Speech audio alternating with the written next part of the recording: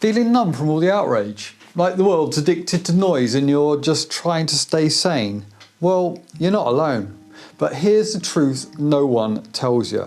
Hate isn't power.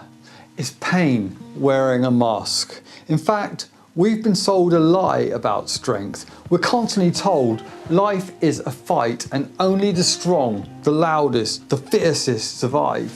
But science and our very human story tells a profoundly different tale. It was the kind, the cooperative, the friendly, the empathetic who truly made it.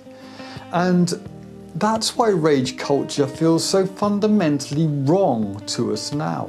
It's because it's fighting against our deepest, oldest wiring. Think about it. For hundreds of thousands of years, our ancestors weren't the biggest, the fastest, or the strongest species on the planet. We even coexisted with other Homo species like Neanderthals who were physically more robust than us. So how did Homo sapiens win the evolutionary race? Not by fighting harder, but by cooperating better.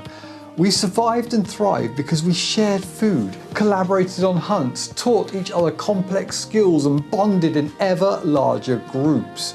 Our true superpower wasn't strength or aggression, it was our social wiring. Our capacity for care, for empathy, for friendship. This isn't just poetic, it's anthropology and it changes everything. So if we're wired for connection, why does the world keep pulling us apart? Modern culture worships rage, hustle, competition. It teaches us to measure our worth by how loudly we fight. But all of that is deeply de-evolutionary. Algorithms reward outrage, not understanding. Clicks go to conflict, not care. So we perform like animals in a zoo. Hot takes, takedowns, echo chambers of the fury just to feel seen, just to feel something. But the more we feed it, the more hollow we become. It's not power, it's puppetry. A hamster wheel of noise that spins us further from ourselves and it leaves us starving. Starving for the very thing we were built for. Connection, trust, belonging.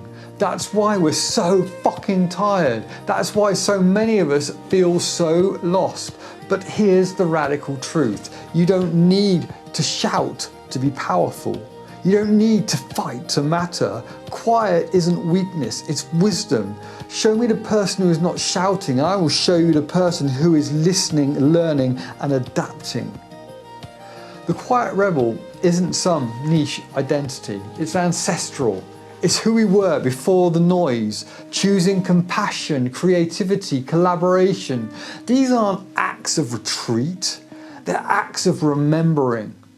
You can make music instead of war, write instead of rage, create instead of compete. But because this isn't just about turning down the volume, it's about tuning back into what made us human.